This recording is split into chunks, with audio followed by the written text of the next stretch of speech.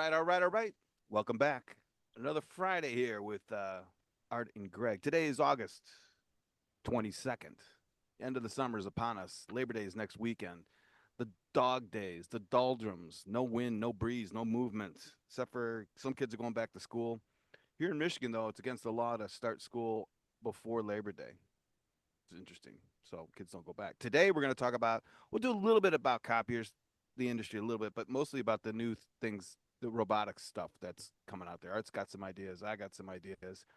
Art, I'm going to start with what I saw earlier today about a copier, and it's just a little tidbit thing, but we've talked about scanning so much in the last 3 or 4 months, it seems. I saw that Ricoh thing with the new scanner. Yeah. You know, it was taking in all on the tray, Oh, yeah. everything from a driver's license to an 8.5 by 11, just sending it through. Right. To a 5.5 by 8.5, to an odd Yeah. size, the original, to a health card, to something like a driver's license. Absolutely. I, we had the Panasonics back in the old days, 2000, 5, 4, 5, 6, 7, and the Panasonics were extremely expensive, but they were like garbage disposals. You could put, the paper clips, the staple things that you forgot to unstaple, it would go through, and then it had despeckling and deskewing, and it was a miracle at that point. But it wouldn't do what this thing was doing with the little ones and the big ones at the same time. Right. Absolutely incredible. So what was interesting is that, well, that was 2000. Let's say it was 2010, just to be gracious, which it wasn't. It was earlier than that. It's what, 15 years later, and now we've got something on top of an MFP that does that. The same thing I saw. It does it better, but it's like, wow. So Oh, does yeah. that mean seriously, like what we've been talking about, that the scanning is actually, well, it is, but is it one day going to be more scanned than output?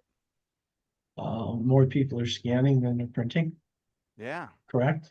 yeah, Although the industry has yet to monetize the scanning. I know some dealers who are charging for scans, yeah. most aren't. Maybe with that type of device, some should. Some might should, but I'd love to compete against the guys who do, right? I mean, yeah, they're going to charge you half a penny for a scan. I'm not. I mean, why? Shoot holes in that left and right. They can No, save. but I know. there is quite a bit more wear and tear. Yep.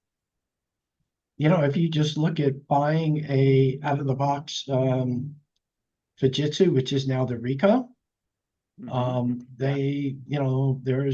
there's definitely a cost for maintenance agreement on that standalone scanner. Hmm.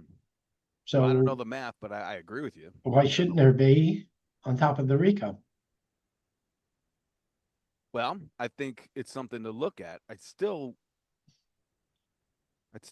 use it against them if they sold it. That's what I would do. But if You the would, whole, and other people and other salespeople would. so there's got to However, be a way to well, embed that.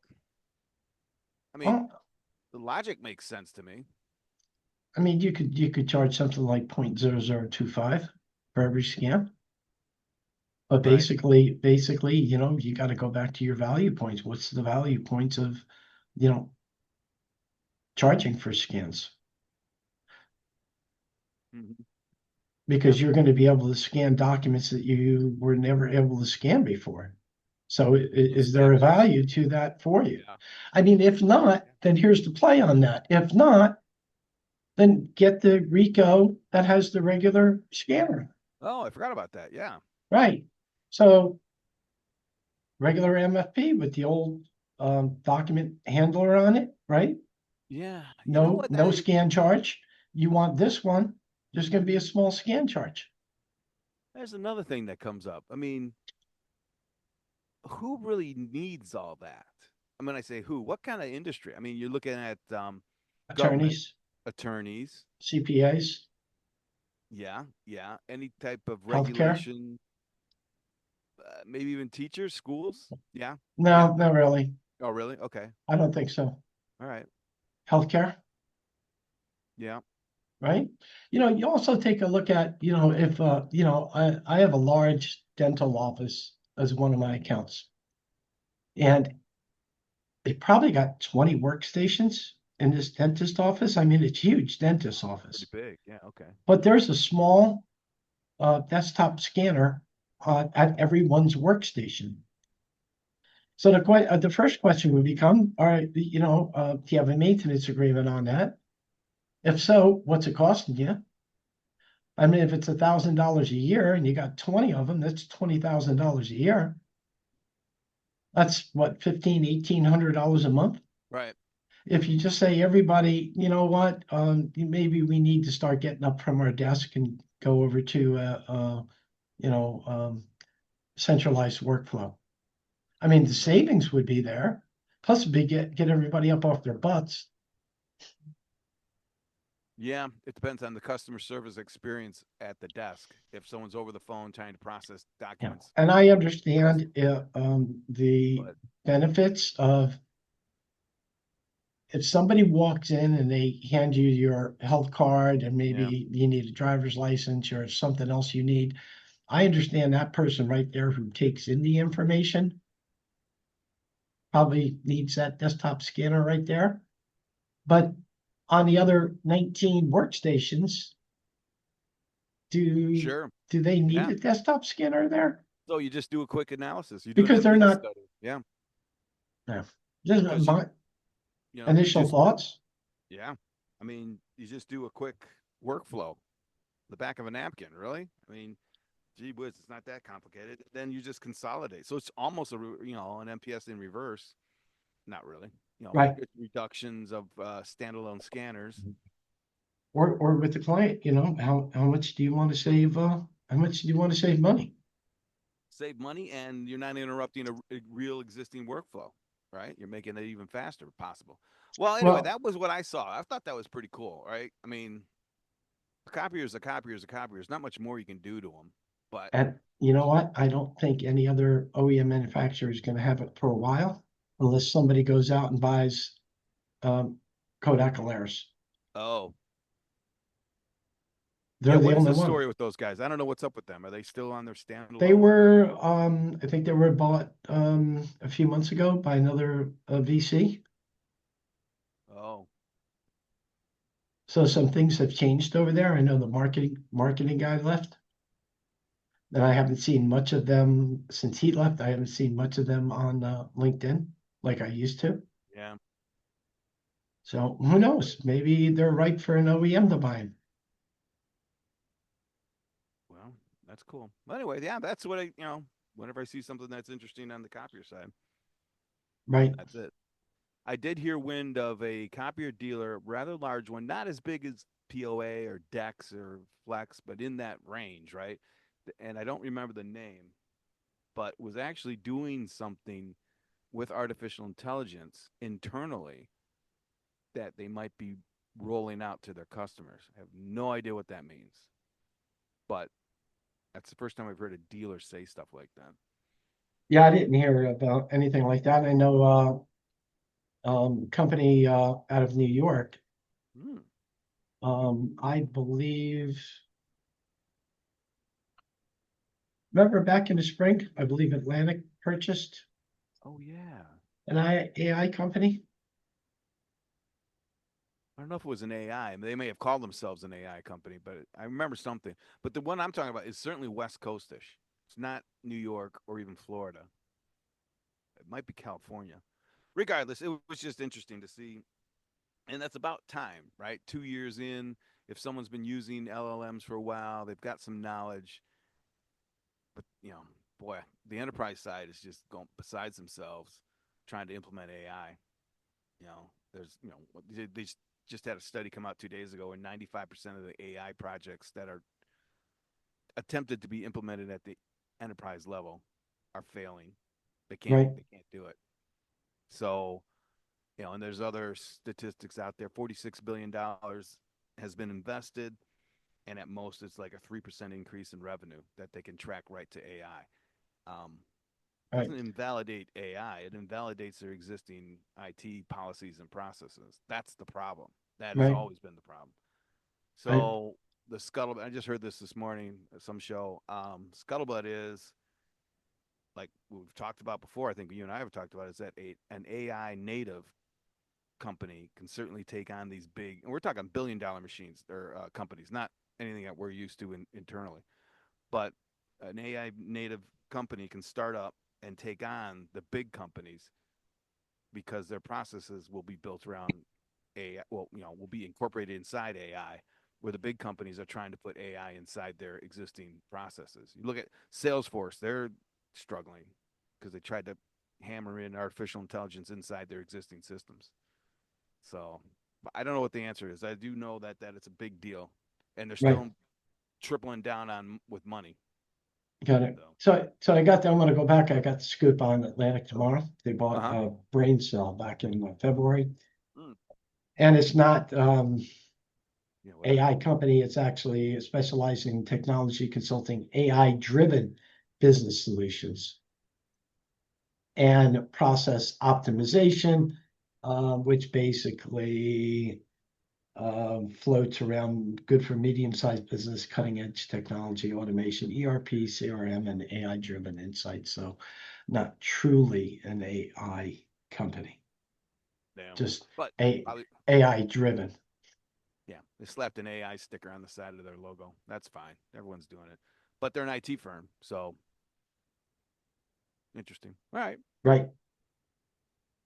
What have you got, Art? Anything in the copier industry? Um, Copiers. There's actually a bit of, I think there was a bit of news this week. I'm just going through. Yeah. Who was in the news? Konica Minolta, Dispatcher, Stratus deepens integration with security.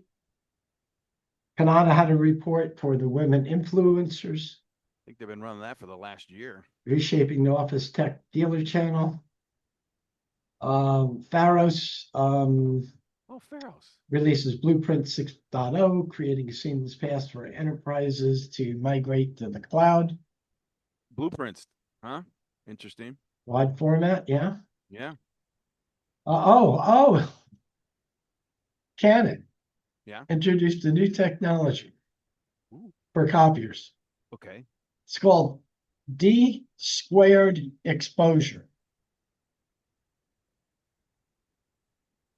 It's actually pretty interesting, right? So I D actually wrote squared. a Okay. small article with the help of AI on it. Okay. So basically, I go on to state this isn't your average sharper print, better color update. Canon's new D squared exposure system, D2 for short, introduces a groundbreaking way to expose and print documents, and it's got the potential to change how we view in-house color quality. So it's going to eliminate OLED technology, right? Oh, Which is really? organic light emitting diodes, Right. Right. right? So Canon's D2 squared system ditches the traditional laser to make the image on the photoconductor. Mm-hmm. Um, so I'm trying to read here. The same tech that powers ultra sharp TV displays is now embedded in the core of Canon's newest multifunctional printers. Okay. So this D2 squared is going to, instead of a laser beam writing the image on the photoconductor, this D2 squared is going to do it. Less distance, less distortion, razor sharp prints. We're talking 4800 by 2400 DPI, Okay. which supposedly is insanely crisp, especially for technical documents, fine documents, and rich color documents. Sharper lines and detail, perfect for CAD drawings, branding elements, high-res marketing materials, improved color stability. Shorter light path means fewer moving parts. So I'm not sure about that. No compromise on speed. Hmm. Engineer, I'm just reading through. Initially launched in its high-speed C7165, Canon's 2D exposure is now part of a broader family of 15 new image force devices. Wow. So that all the new ones are going to have that. That's correct. Okay. So then, I'm not a techie. Well, it gives you something to speak about that's Sure different from the does. other manufacturers. Here's a few reasons why Canon's D2 technology is going to help your business. Well, the And Canon. nobody else has it. It's a lockout feature, Yeah. right? Yeah. And that's Especially if it what can't delivers, right? correct. And all you got to do is show print samples, right? You don't even Mm-hmm. have to demo the machine, just bring them print samples. And you can have the other Canon without D2 squared Mm-hmm. and your new Canon with D2 squared sample prints and show the client. Hmm. So I'm Then not it's familiar with their line. Are you familiar with what are they called? somewhat they're Okay. rebranded from Image Runner now over to the Our branding of Image Force. Image Force. I Right. like the name. Hmm. Is it? It's not like production. It's still Office, right? Office, yeah. Oh, that's pretty cool. Yeah, it's Office models. I'd be interested to see the difference because you're right. There isn't that much. There aren't that many new things that coming out in the copiers. But and Canon's, I don't care what anyone says. Canon has always been perceived as having the best color Correct. quality and the Correct. best quality, right? Right. So you look at, we were just talking about the Ricoh, the 4510 SD Yeah. series, 6510 SD, 6010 SD series. They've got a lockout feature in their document handler, Right. right? Right. Now, Canon came out with a lockout feature with their image force as long as the reps understand it, read it, and figure out how to sell the value in it. If they can't figure out how to sell the value in it, then they're lost. Yeah. Yeah. Boy, I know we're going to talk about robots in a second here, but that kind of gets to. That's the second time that your conversational talk track came up this week. A knock against, not a knock, an observation on our sales staff's ability to learn complicated things. Desire, desire to learn. I agree. I I'm not more I'm a little optimistic in the fact that most of the salespeople who get in at one point are curious and have the desire, but that it's ground out of them by the third or fourth season from the quota system.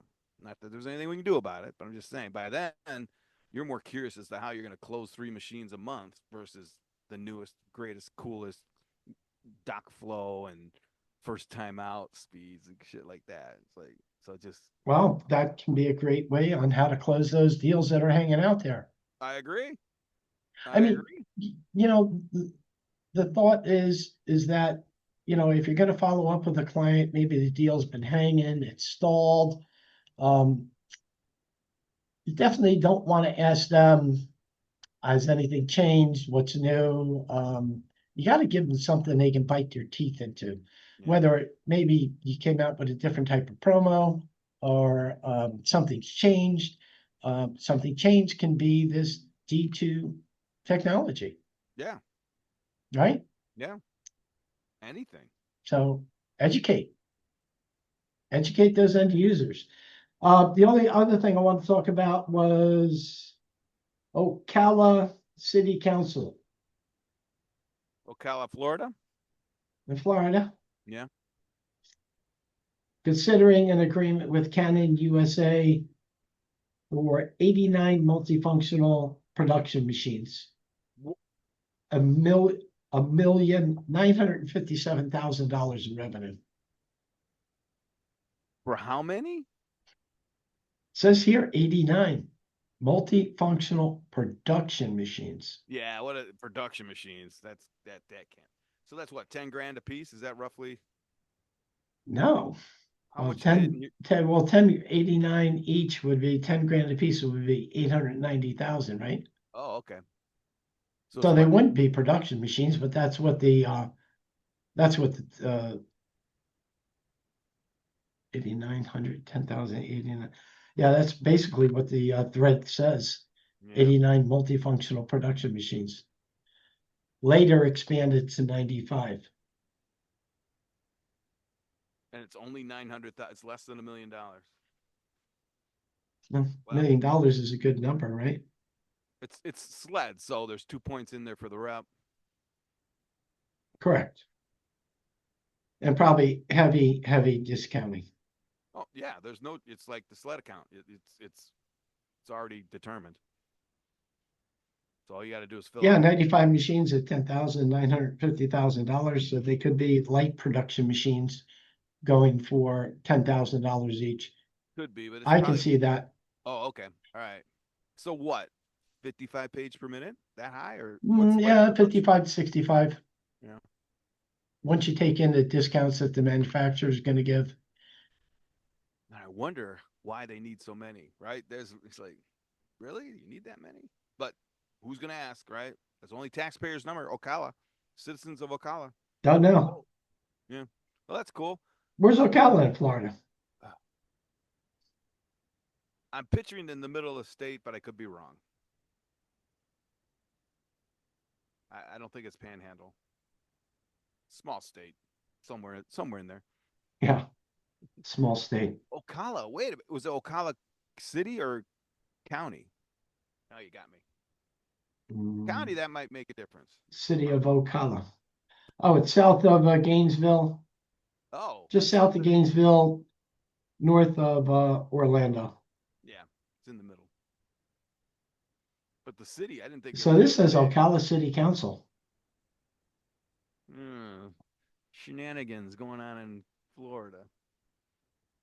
I mean, it's a city. It's not a county. So, and Ocala is not one of the biggest cities like Fort Lauderdale or Orlando or Miami.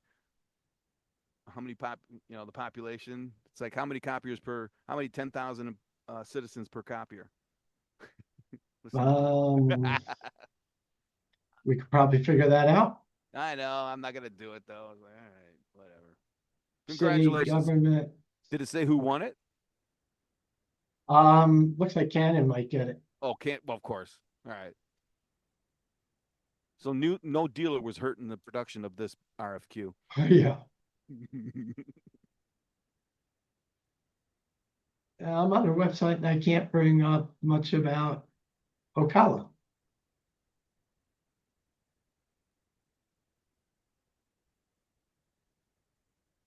You're better off going to ChatGPT and finding Yeah, that. I did. I went to chat and I closed it. It's like, all right, that's cool. So it's population. Oh, I didn't even look. So you go to the site and then you got to go to the sub site, then another page. And I didn't ask. I just asked for Ocala. It's okay. That's fine. I know. What's going on in robots, Art? One thing. All right, you crazy guy. Holy shit. How much is it? 70,000 residents. And they need 95 copiers?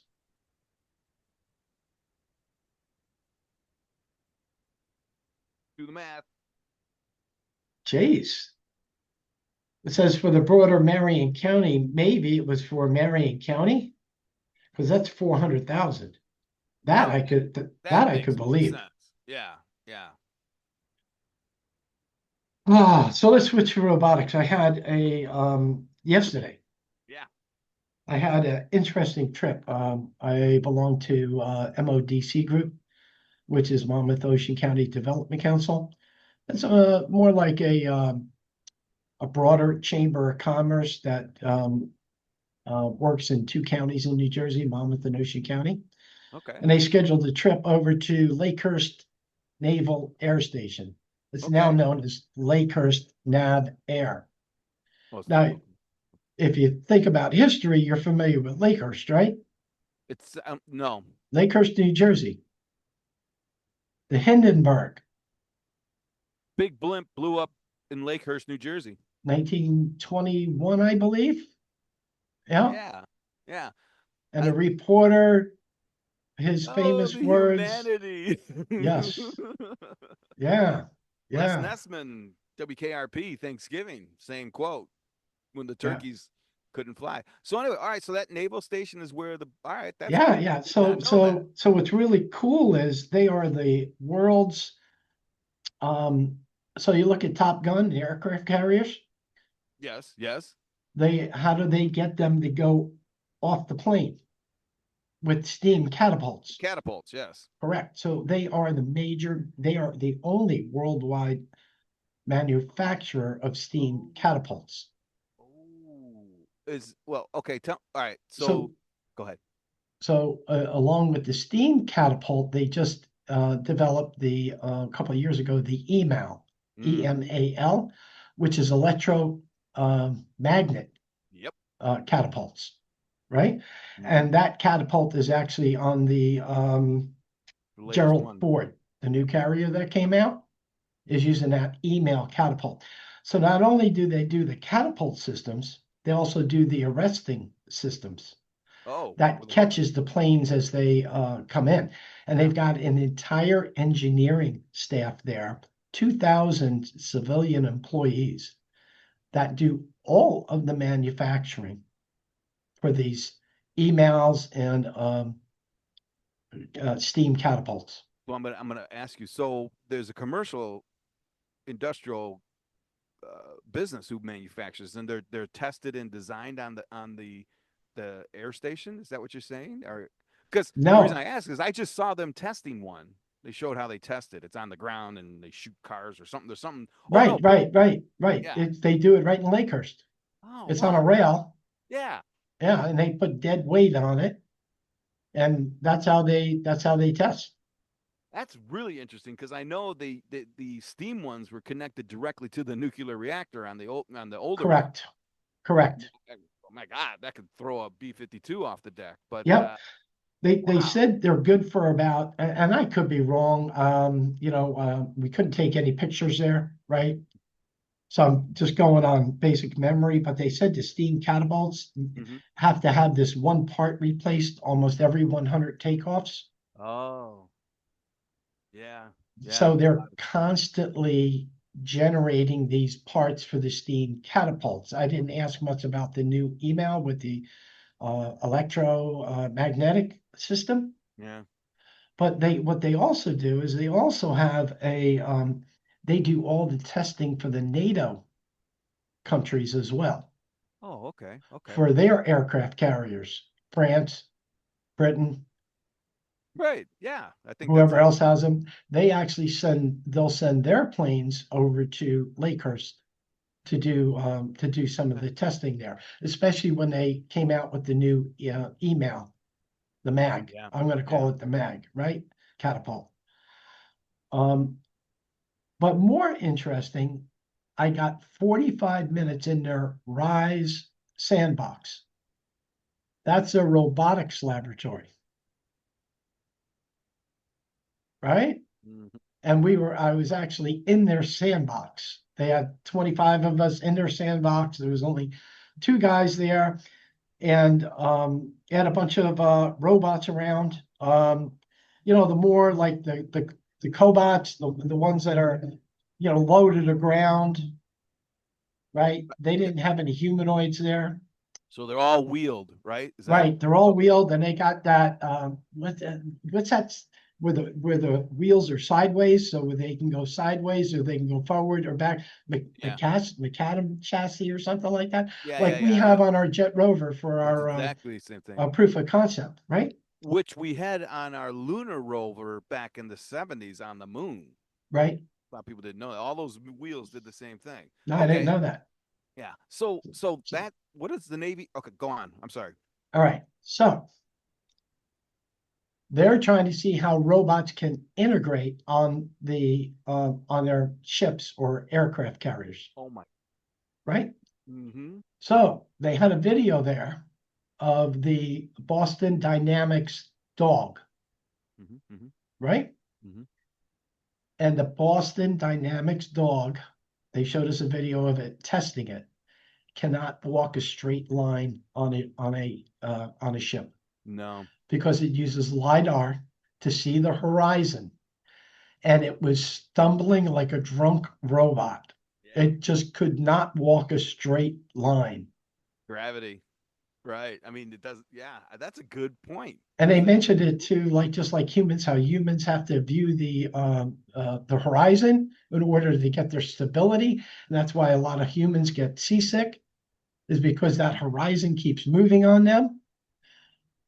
Robot is that, at least that dog isn't going to work, No, right? no. So another idea they came up with is that um, um, objects that end up on the flight deck, Like trash? anything, Yeah, you can't have part, that.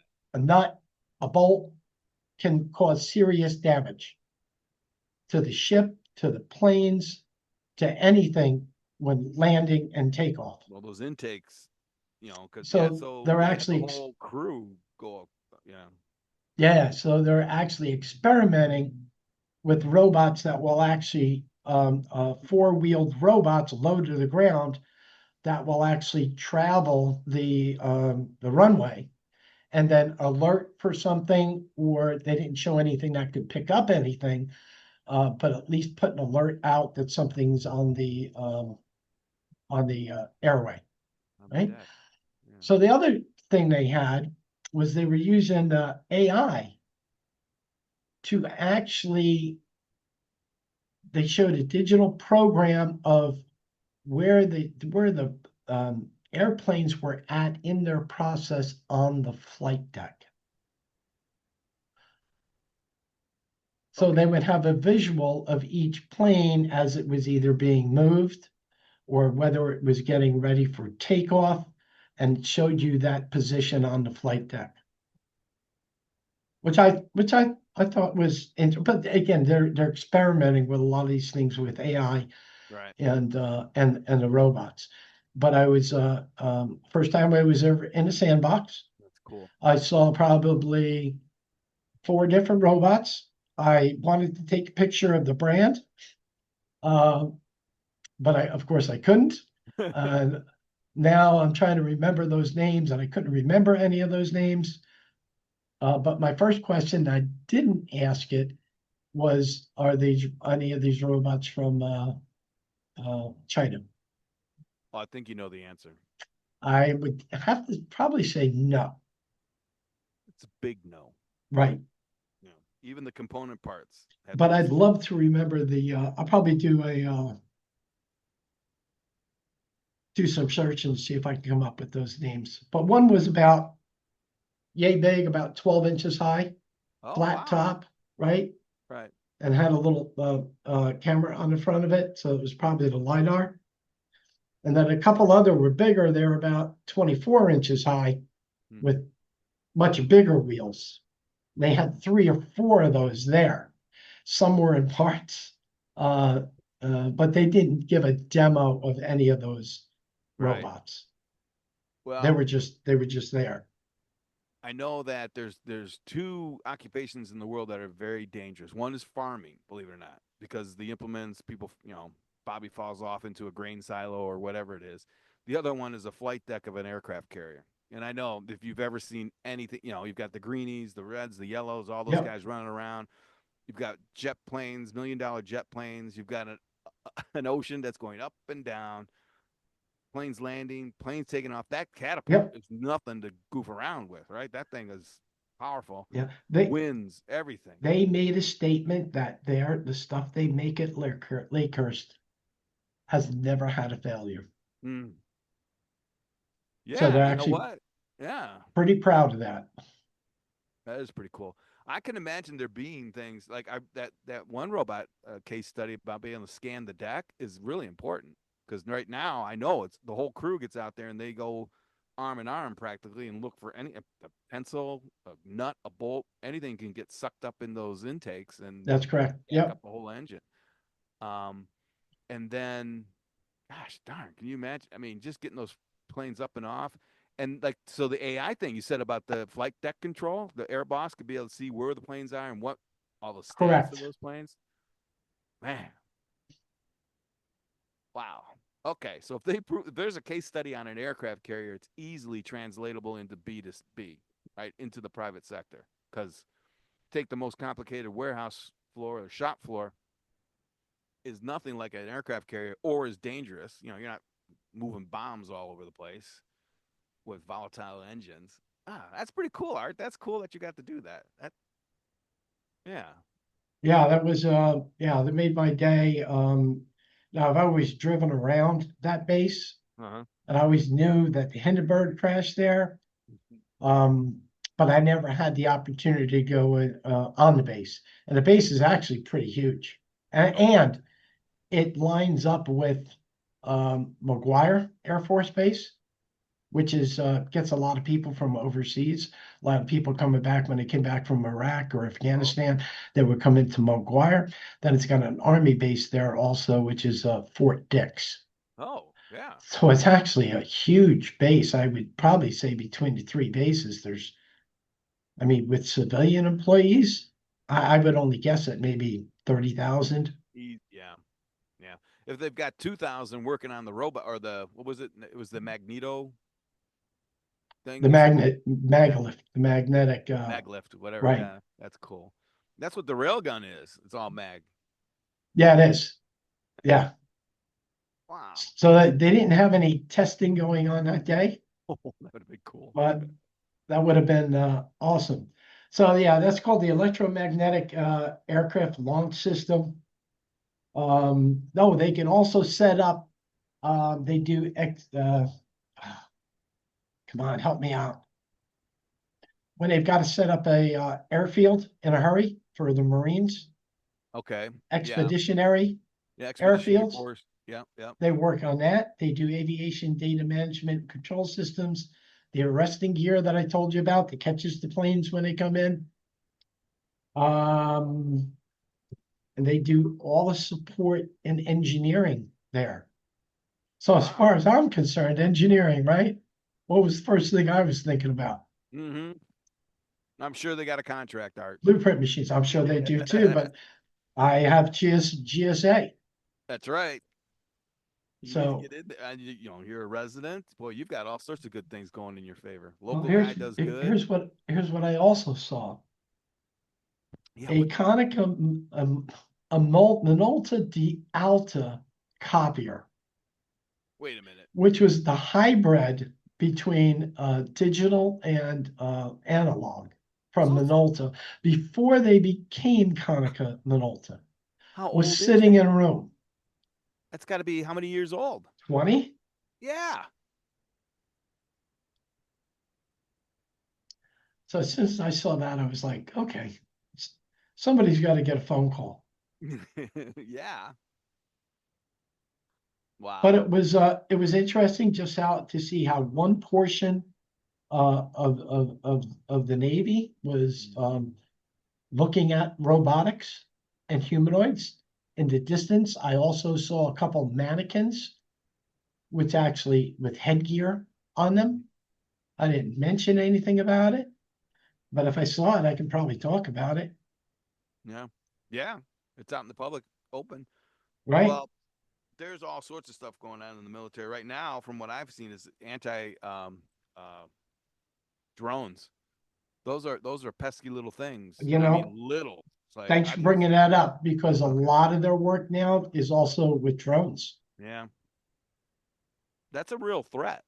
I mean, $200 a piece, $300 a piece. They're what's the Ukraine doing? They're duct taping RPG shells on them and flying them and ramming them into tanks.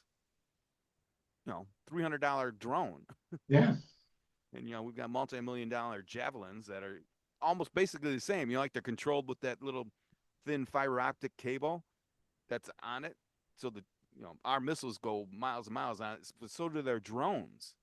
right. So So here's another interesting fact.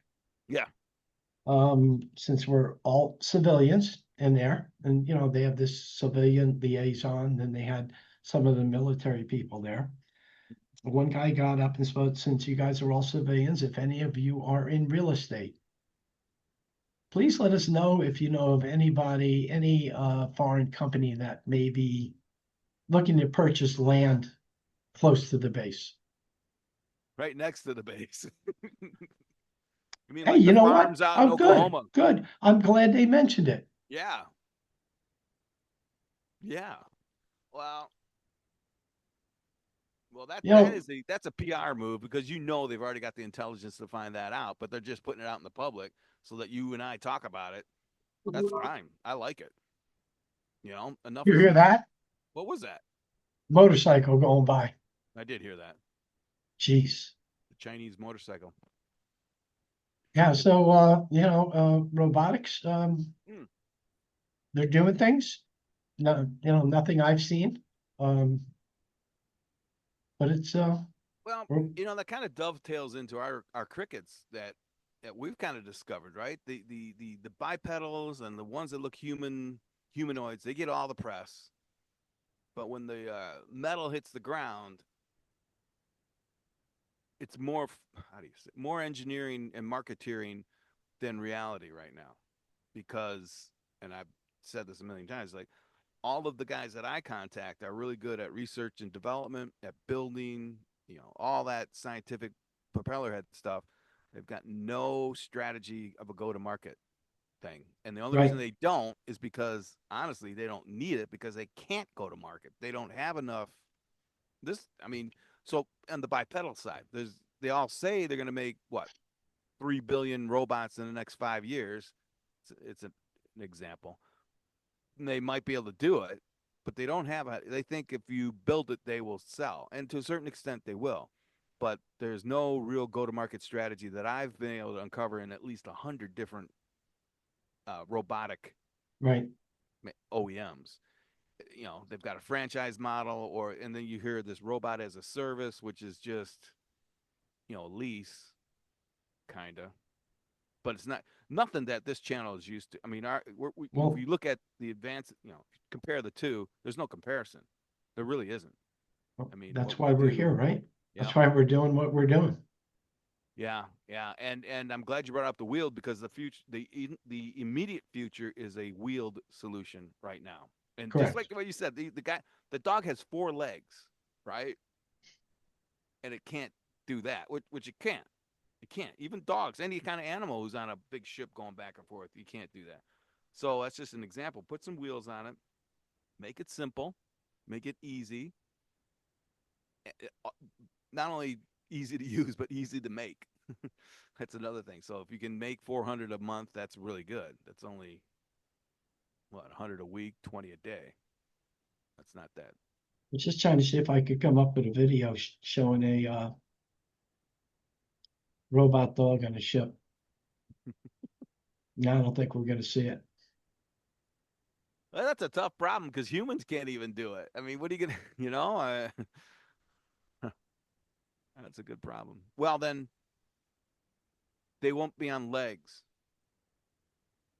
Yes, the robots will have like not jetpacks, but they'll float.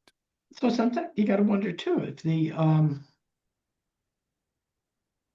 wheels will work too. If they're using LiDAR and they've got to see the horizon. Well, no, because the wheels are the center of gravity. They won't. Oh, they're Yeah, so low.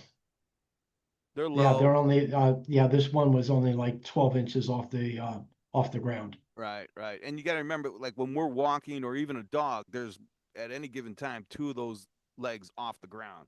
So the balance, like us, we balance on one foot naturally when we walk, and we still get it wrong.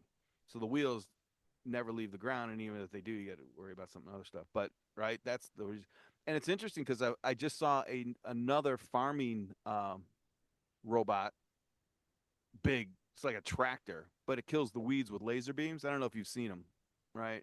So it'll go across the fields on its own autonomously, and it's big, flat, and it's got I don't know hundreds or thousands of laser beams, and it goes over the crops and it sees a weed, and whenever it sees a weed, It zaps it it, zaps it. Yeah, so it's neat to see at night because it's killing everything. By the way, right? everything. Hey, so do you want to talk a little bit about our meeting we had a few days ago with the other Sure. OEM, Which one was that? Rise? Was it Rise? No, it wasn't Rise. Oh, It was Rich Tech. yes. Rich Tech Robotics. Very interesting. Yeah, so the sexy part of that particular OEM is the bartender. So of course I found that right away. But it mixes the drinks. It's doesn't it's not it stands, but it doesn't move. All right. So it's just, you walk up, order drink, these robot arms, mix everything, and there you go. But it doesn't move. But they're advanced in their like the quasis that we have are trays that follow you around, really good for office environment. The one that I'm interested in with these guys, their payload can carry around 300 pounds, and Right. they're you know, and they are implemented right now in Mercedes Benz service bays out back, and they carry the tires from the warehouse to the service bay.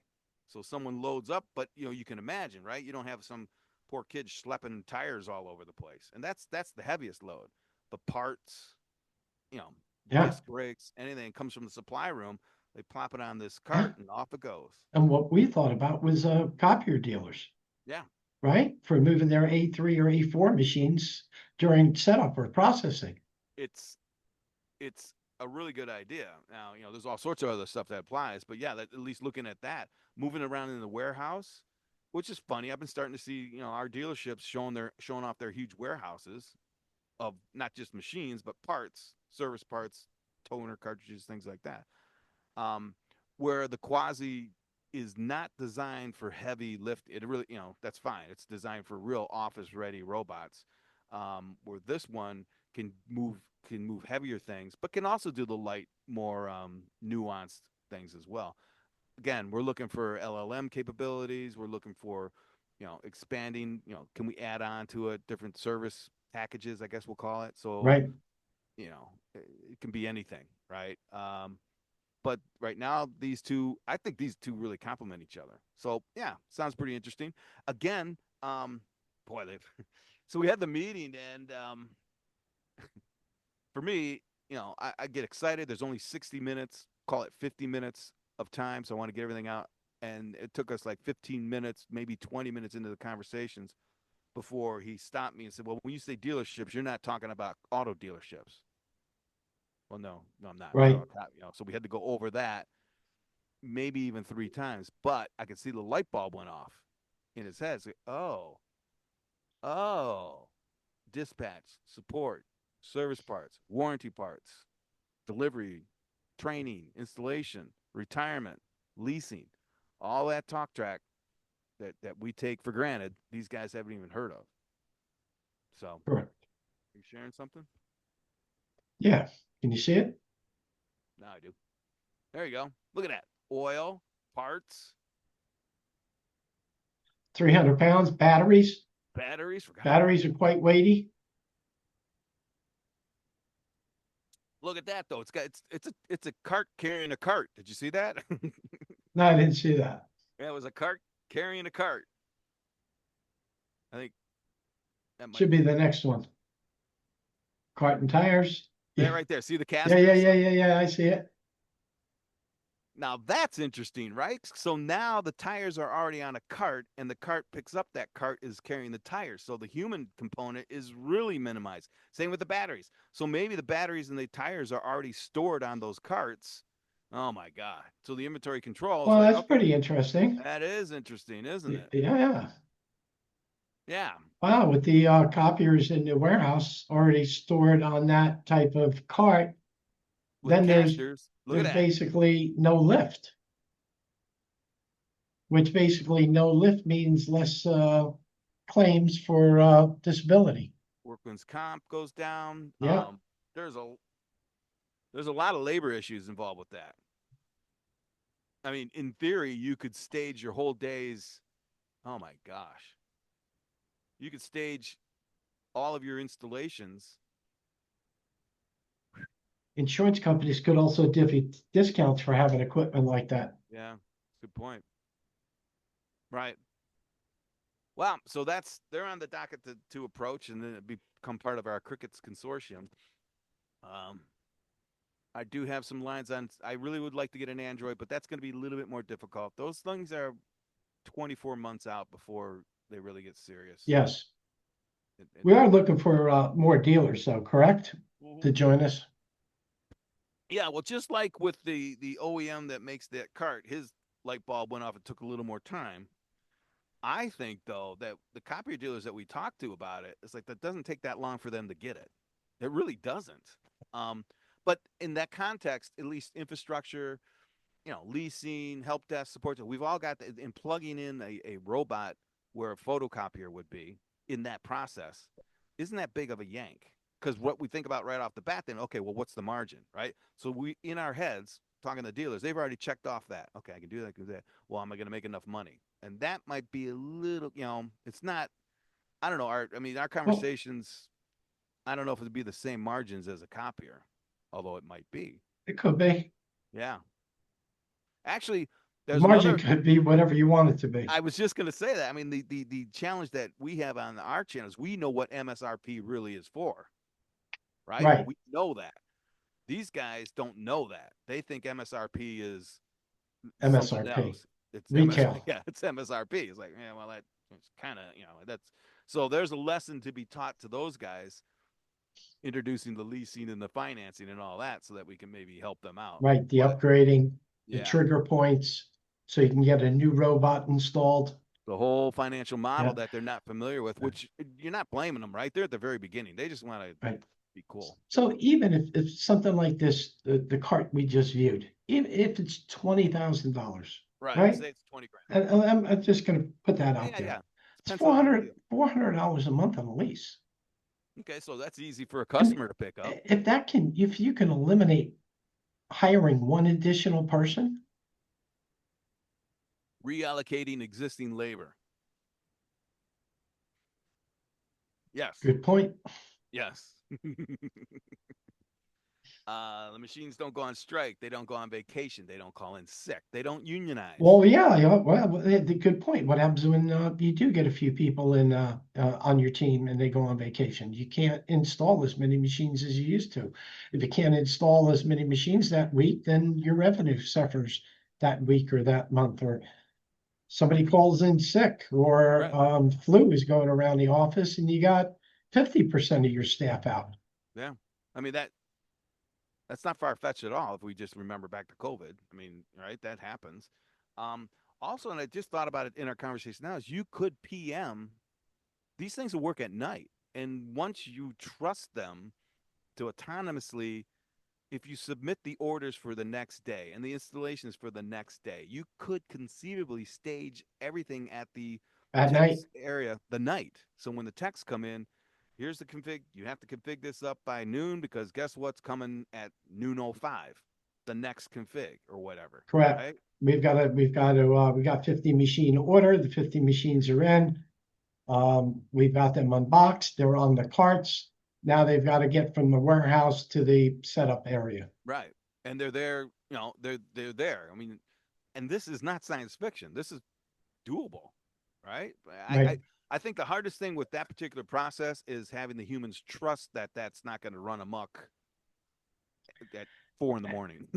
And this is why you start with one and you start your own internal robotics gig, Mm-hmm. and you start teaching these machines your business, which then you can translate to any other business that you want to get involved with and start selling robotics. It's a delicious because once you it's drinking your own champagne and it is your Well, own champagne. right. Eat what you cook. Eat what you cook. Um, it's almost the olden days with VARs, value added resellers with computers. They buy a computer, they buy a modem, they buy a this, that, and other, and assemble a value add to it, right? But it was theirs. So you had specialists in certain verticals because they added value for produce farms or construction companies or HVAC, small manufacturing, assembly shops, and that was all verticalized.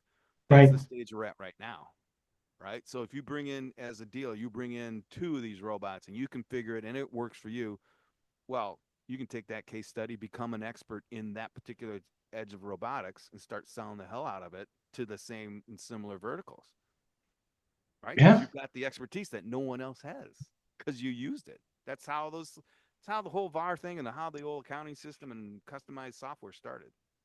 Exactly. It was like organic, what do you call it? Cottage industry expertise. And Right. then Microsoft came along and ruined everything. So anyway, that was who we met with last week. I thought And that the was autonomous robots just for cleaning services. Oh, Which now you don't have to call a cleaning, you don't have to hire a cleaning service? no, and they've been doing that for a while. When I say for a while, at least a couple years in the field. And to me, that befuddles me because they're doing it right. Robots are going in late at night into the restrooms and cleaning the restrooms, meaning the sinks, everything, the tile, the the toilets. Which to me, it's like, how the hell do you do that? But they do it right, and then they make sure they're sanitized and all that goofy stuff. But they have these robots that do it, and I think that's rich tech has those cleanup things. Yes, To me, that's more complicated than moving tires and batteries. But maybe true. I just don't like the clean bathrooms. Hey, question for you. Yeah. Guess what time it is? Ooh, It is the witching hour. Art's gonna take us out. Oh, damn. You know what? Hold on. Yeah. We got to do something on this show that I've wanted to do for a while. All right. Bear with me. I got to get ChatGPT open. Where's ChatGPT? Here, no. Ah, come on. Did I close it?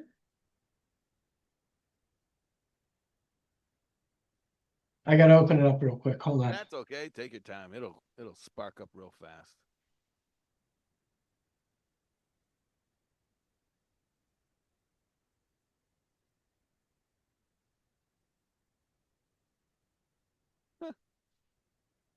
Well, let's see. While you're doing that, what can I talk about? Yep. Well, Labor Day is next. Oh shit! Is Labor Day coming up? It's like next week, right?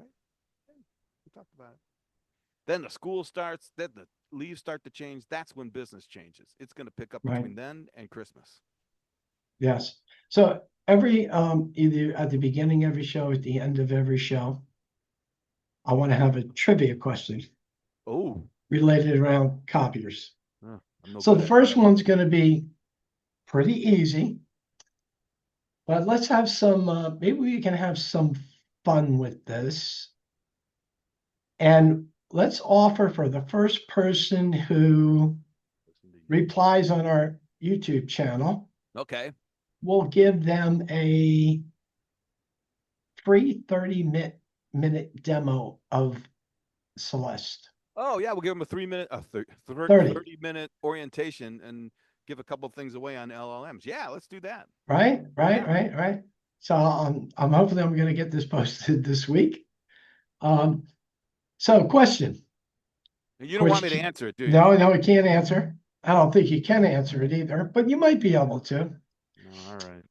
So everybody, what was the first brand name used for the modern photocopier that was introduced in 1959 before Xerox became a household word? Everybody, that's your question to get a 30-minute free Celeste from us demo. Yep. And it's Friday. It's about 5:03. The weekend, we're in the weekend before Labor Day. Please like, follow, and share, and we'll see you all next week.